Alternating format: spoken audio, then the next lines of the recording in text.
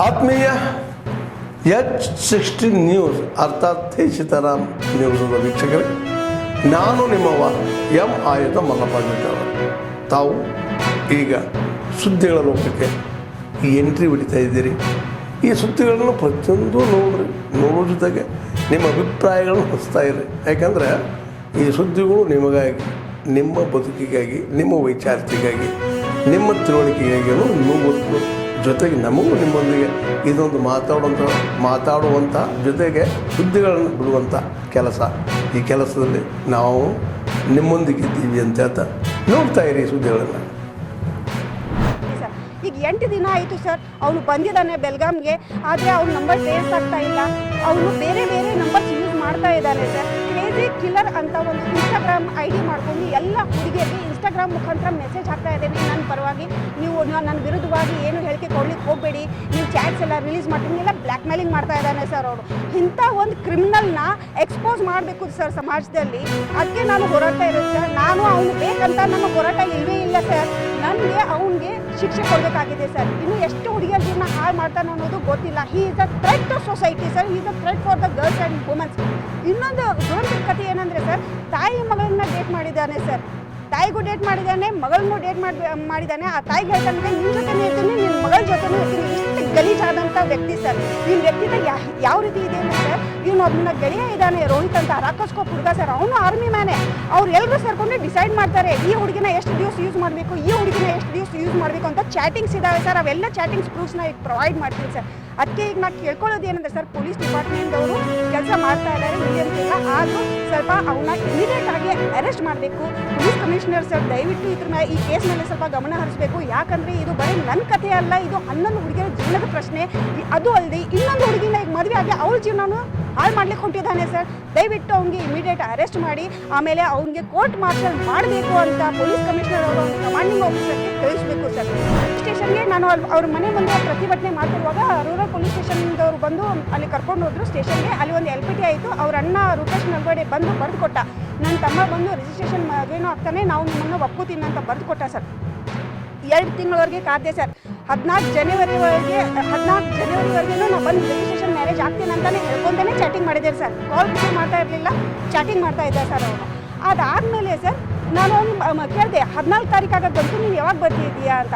ನನ್ನ ಕೈಲೇ ಆಗಲ್ಲ, ನೀನು ಲೀಗಲ್ ಆ್ಯಕ್ಷನ್ ಹೋಗು ಅಂತ ಹೇಳಿಬಿಟ್ಟೆ ಸರ್. ನಾನು ಹೋಗೋ 14ನೇ ತಾರೀಕಿಗೆ ಕೇಸ್ ಫೈಲಿಂಗ್ ಮಾಡಿದ್ದೀನಿ ಸರ್. ಅವನು ಬರೀ ನನ್ನ ಜೊತೆ ಆಟ ಆಡಿಲ್ಲ ಸರ್, ಸುಮಾರು 11 ಹುಡುಗಿಯರ ಜೊತೆ ಆಟ ಆಡಿದ್ದಾನೆ ಸರ್. ಆ 11 ಹುಡುಗಿಯರು ಮೀಡಿಯಾನಲ್ಲಿ ಫ್ಲ್ಯಾಶ್ ಆದ ತಕ್ಷಣ ಅವರು ಶಾಕ್ ಆಗಿ ನನಗೆ ಕಾಂಟ್ಯಾಕ್ಟ್ ಮಾಡಿದ್ದಾರೆ ಸರ್. ಕಾಂಟ್ಯಾಕ್ಟ್ ಮಾಡಿ, ಅಕ್ಕ ನಮ್ಮ ಮೇಲೇನು ಇದೇ ರೀತಿ ಆಗ್ತಾ ಇದೆ, ನಿನ್ನ ಜೊತೆ ಮದುವೆ ಆಗಿದ್ದಾನೆ, ನಮಗೆ ಮ್ಯಾರೇಜ್ ಪ್ರಪೋಸಲ್ ಕೊಟ್ಟಿದ್ದ, ನಾವು ತುಂಬ ಕ್ಲೋಸ್ ಆಗಿಬಿಟ್ಟಿದ್ವಿ, ಅವ್ನ ಮಕ್ಕಕ್ಕೆ ಮಳ್ಳಾಗಿ, ದಯವಿಟ್ಟು ನಮಗೂ ನ್ಯಾಯ ಸಿಗಬೇಕಕ್ಕ, ನಮಗೆಲ್ಲ ಮದುವೆ ಫಿಕ್ಸ್ ಆಗಿದೆ, ನಾವು ಕಲಿತಾ ಇದ್ದೀವಿ, ನಾವು ಮೀಡಿಯಾ ಮುಂದೆ ಬಂದರೆ ನಮಗೆ ಜೀವನನೇ ಹಾಳಾಗೋದಕ್ಕ, ನಿಮಗೆ ಕೈ ಮುಗಿದು ಕೇಳ್ಕೊತೀವಿ, ನಮಗೂ ನ್ಯಾಯ ಕೊಡಿಸಿ, ಅವನ ಮೇಲೆ ಕಠಿಣ ಕ್ರಮ ಆಗಬೇಕು. ಇಂಥ ನರಾಧಮರು ಹಿಂಗೆ ಓಪನ್ ಆಗಿ ಬಿಡಬಾರ್ದು, ಅವನಿಗೆ ಜೈಲು ಶಿಕ್ಷೆ ಆಗಬೇಕು ಅನ್ನೋ ಒಂದು ಬೇಡಿಕೆ ಹಗಲೆಲ್ಲ ಎಲ್ಲರೂ ಹುಡುಗಿಯರು ಕಾಲ್ ಚಾಟಿಂಗ್ ಮಾಡಿ ನನಗೆ ಕೇಳ್ಕೊಡ್ತಾರೆ. ಸಿಕ್ಕಾಪಟ್ಟೆ ಹುಡುಗಿಯರ ಚಾಟ್ ಸಿಕ್ಕೊಂತಾನೆ ಹೋಯ್ತು ಸರ್. ನನಗೆ ಅದನ್ನೆಲ್ಲ ಬೇಸರಗೊಂಡು ನಾನು ಜನವರಿ 31, 2023ಗೆ ಮನೆ ಬಿಟ್ಟು ಹಿಮಾಚಲ್ ಪ್ರದೇಶ್ಗೆ ಓಡೋಗಿದ್ದೀನಿ ಸರ್. ನಾನು ಇವ್ನ ಸಾಹಸನೇ ಬೇಡ, ನನ್ನ ಜೀವನನೇ ಹಾಳು ಮಾಡಿದ್ದೇನೆ ಅಂತ. ಆಮೇಲೆ ಅವ್ನ ಜಾಬ್ ಹೋಗುತ್ತೆ, ಅವನ ಮೇಲೆ ಲೀಗಲ್ ಆ್ಯಕ್ಷನ್ ಆಗುತ್ತೆ ಅಂತ ಗೊತ್ತಾದ ತಕ್ಷಣ ನನಗೆ ಮತ್ತೆ ಕಾಂಟ್ಯಾಕ್ಟ್ ಮಾಡಿ ಕಾಲು ಬಿದ್ದು ರಿಟರ್ನ್ ಕರ್ಕೊಂಡು ಬಂದಿದ್ದಾನೆ ಸರ್. ರಿಟರ್ನ್ ಕರ್ಕೊಂಡು ಬಂದು 6 ತಿಂಗಳ ಈಗ ಸರಿಯಾಗಿ ಇದ್ಕೊಂಡು ಈಗ ಮತ್ತೆ 2ನೇ ಮ್ಯಾರೇಜ್ ಮಾಡ್ಕೊಳಕ್ಕೆ ಹೋಗ್ತಾ ಇದ್ದಾನೆ ಅನ್ನೋದು ಅವನೇ ನನಗೆ ಹೇಳಿದ್ದಾನೆ ಸರ್. ನನ್ನ ಮನೆಯವರು ಫೋರ್ಸಬಲಿ ನಂಗೆ ಮ್ಯಾರೇಜ್ ಫಿಕ್ಸ್ ಮಾಡಿದ್ದಾರೆ, ನೀನು ನನಗಿಂತ ವಯಸ್ಸಿನಲ್ಲಿ ದೊಡ್ಡವಳಿದೆಯಾ, ನಾನು ನಿನ್ನೂ ಇಟ್ಕೋತೀನಿ ಅವಳನ್ನೂ ಇಟ್ಕೋತೀನಿ, ನೀನು ಸುಮ್ಮನೆ ಇರಬೇಕು ಅಂತ ನನಗೆ ದಬ್ಬಾಳಿಕೆ ಹಾಕಿದ್ದೆ ಸರ್. ನಾನು ಕೇಳಲಿಲ್ಲ. ಅದಕ್ಕೆ ಕೇಳದಿದ್ದರೆ ಆಮೇಲೆ ನಾನು ಸೊಸೈಟಿ ಅಟೆಂಡ್ ಮಾಡಿಕೊಂಡೆ ಸರ್. ಅವನು ಒಟ್ಟೆ ನನಗೆ ಸ್ಪಂದಿಸ್ತಾ ಇರಲಿಲ್ಲ ಸರ್. ಅವಾಗೆ ಊರೆಲ್ಲ ಹಬ್ಬಿಸಿಬಿಟ್ಟಿದ್ದಾನೆ. ಪ್ರಮೋದ ಹಜಾರ್ ಅವ್ರ ಫ್ಯಾಮಿಲಿ ನಮ್ಮ ಮನೆಗೆ ಬಂದು ದುಡ್ಡು ಕೇಳ್ತಾ ಇದ್ದಾರೆ ಅಂತ ಹಬ್ಬಿಸಿಬಿಟ್ಟೆ ಸರ್. ಅವಾಗೆ ನಾನು ಅವ್ರ ಮನೆ ಮುಂದೆ ಹೋಗಿ ತಿನ್ನಲಿಕ್ಕೆ ಕೂತ್ಕೊಂಡಿದ್ದು ಸರ್. ಅವನಿಂದ ನಾನು ಯಾವುದೇ 1 ರೂಪಾಯಿ ದುಡ್ಡನ್ನು ಕೇಳಿಲ್ಲ, ನನಗೆ ಬೇಕಾಗಿಯೂ ಇಲ್ಲ. ಅವನಿಗೆ ನಾನೇ 10 ಲಕ್ಷ ರೂಪಾಯಿ ಸಹಾಯ ಮಾಡಿದ್ದೀನಿ ಮನೆ ಕಟ್ಟಲಿಕ್ಕೆ, ಅವ್ನಿಗೆ ಬಂಗಾರ ಬಟ್ಟೆ ಇದು ಅದೆಲ್ಲ 10 ಲಕ್ಷ ರೂಪಾಯಿ ನಾನೇ ಸಹಾಯ ಮಾಡಿದವಳಿದ್ದೀನಿ ಸರ್. ಅವನಿಂದ ನನಗೆ ಯಾವುದೇ ರೀತಿ ಸಹಾಯ ಇಲ್ಲ ಸರ್. ಸರ್ ನನ್ನ ಹೆಸರು ಪ್ರಮೋದ ಹಜಾರೆ ಅಂತ. ನಾನು 18 ವರ್ಷದಿಂದ ವುಮನ್ ರೈಟ್ಸ್ಗೋಸ್ಕರ ಕೆಲಸ ಮಾಡ್ಕೊತ ಬಂದಿದ್ದೀನಿ ಸರ್. 2019ನಲ್ಲಿ ಸೋಷಿಯಲ್ ಮೀಡಿಯಾ ಮುಖಾಂತರ ಅಕ್ಷಯ್ ಗಣಪತಿ ನಲ್ವಡೆದು ನನಗೆ ಪರಿಚಯ ಆಗಿದ್ದು ಸರ್. ಅವ್ರು ನನ್ನ ಕೆಲಸದ ಬಗ್ಗೆ ಇನ್ಸ್ಪೈರ್ಡ್ ಆಗಿದ್ದ. ಆಮೇಲೆ ಒಂದು 6 ತಿಂಗಳು ಆದ ನಂತರ ರೆಗ್ಯುಲರ್ ಚಾಟಿಂಗ್ ಮಾಡ್ತಾ ಮೇಡಮ್ ನಿಮ್ಮ ಜೊತೆ ನನಗೆ ತುಂಬ ಹೊಂದಾಣಿಕೆ ಬಾಂಡಿಂಗ್ ಸರಿ ಆಗ್ತಿದೆ, ನಾನು ನಿಮ್ಮಂತಾನೆ ಹುಡುಗಿನ ಮದುವೆ ಆಗಬೇಕು ಅಂತ ಮ್ಯಾರೇಜ್ ಪ್ರಪೋಸಲ್ ಕೊಟ್ಟ ಸರ್. ಅವ್ನು ನನ್ನಿಂದ 14 ವರ್ಷ ಚಿಕ್ಕವನ್ನ ಆಗಿದ್ದಾನೆ. ಅದಕ್ಕೆ ನಾನು ರಿಜೆಕ್ಟ್ ಮಾಡಿಬಿಟ್ಟು ಅವನು ಎಲ್ಲ ಸೋಷಿಯಲ್ ಮೀಡಿಯಾ ಅಕೌಂಟ್ಸ್ ಬ್ಲಾಕ್ ಮಾಡಿದ್ದೆ ಸರ್ ಅವ್ನಿಗೆ. ಅಷ್ಟಾದ್ರೂ ಕೂಡ ನೆಕ್ಸ್ಟ್ ಟೈಮ್ ಅವ್ನು ಲೀವ್ನಲ್ಲಿ ಬಂದಾಗ ನೇರವಾಗಿ ನಮ್ಮ ಆಫೀಸ್ಗೆ ಬಂದು ಕಾಲು ಬಿದ್ದು ಒಂಥರ ಮೈ ಮೇಲೆ ಇದು ಮಾಡ್ದಂಗೆ ಮಾಡಿ ಸರ್ ನಾನು ಮದುವೆ ಆಗಲೇಬೇಕು, ಇಲ್ದಿದ್ರೆ ನಾನು ಯೂನಿಟ್ ಹೋಗಿ ಆತ್ಮಹತ್ಯೆ ಮಾಡ್ಕೊಂಡು ಸಾಯ್ತೀನಿ, ನಿಮ್ಗೆ ಹೆಸರು ಬರ್ದಿಟ್ಟು ಸಾಯ್ತೀನಿ ಅಂತ ಬ್ಲ್ಯಾಕ್ ಮೇಲಿಂಗ್ ಮಾಡಿ ಮದುವೆ ಆಗಿದ್ದ ಕಥೆ ಸರ್ ಇದು ಯಾವುದೋ ಒಂದು ಅಂಟಿದು ಲವ್ ಸ್ಟೋರಿ ಅಲ್ಲ ಸರ್, ಇದು ಒಂದು ಕ್ರಿಮಿನಲ್ ಕಥೆ ಸರ್. ಆರ್ಮಿನಲ್ಲಿ ಇದ್ಕೊಂಡು ಒಂದು ವ್ಯಕ್ತಿ ಯಾವ ರೀತಿ ಸುಮಾರು ಹೆಣ್ಮಕ್ಳನ್ನ ಸೋಷಿಯಲ್ ಮೀಡಿಯಾ ಮುಖಾಂತರ ಬಲೆಗೆ ಹಾಕ್ಕೊಂಡು ಅವ್ರ ಜೀವನನ ಸತ್ಯನಾಶ ಮಾಡ್ತಿರೋ ಅಂತ ಒಂದು ಕಥೆ ಸರ್ ಇದು ನಿಜ ಹೇಳಬೇಕಂದ್ರೆ.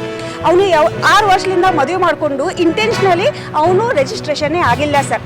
ಅದಾದ್ಮೇಲೆ ನಂದು ಒಂದು ಪ್ರೆಗ್ನೆನ್ಸಿ ನಿಂತಿತ್ತು ಸರ್ 2021ನಲ್ಲೇ. ಅವಾಗ ಈ ಪ್ರೆಗ್ನೆನ್ಸಿ ನಿಂತರೆ ನಾನು ಇವಳಿಗೆ ಮನೆಗೆ ಕರ್ಕೊಂಡು ಹೋಗಬೇಕಾಗತ್ತೆ, ಮ್ಯಾರೇಜ್ ರಿಜಿಸ್ಟ್ರೇಷನ್ ಮಾಡಲೇಬೇಕಾಗುತ್ತೆ ಅಂತ ನನಗೆ ಫೋರ್ಸಬಲಿ ಟ್ಯಾಬ್ಲೆಟ್ ಕೊಟ್ಟು ನನ್ನ ಪ್ರೆಗ್ನೆನ್ಸಿ ಕೂಡ ಟರ್ಮಿನೇಷನ್ ಮಾಡಿಸಿದ್ದಾನೆ ಸರ್. ಇವನು ಆದ್ಮೇಲೆ ಎಲ್ಲ ಸುದ್ದಿಗಳನ್ನು ನೋಡಿದ್ರಲ್ಲ, ಏನು ಅನಿಸ್ತು ನಿಮಗೆ?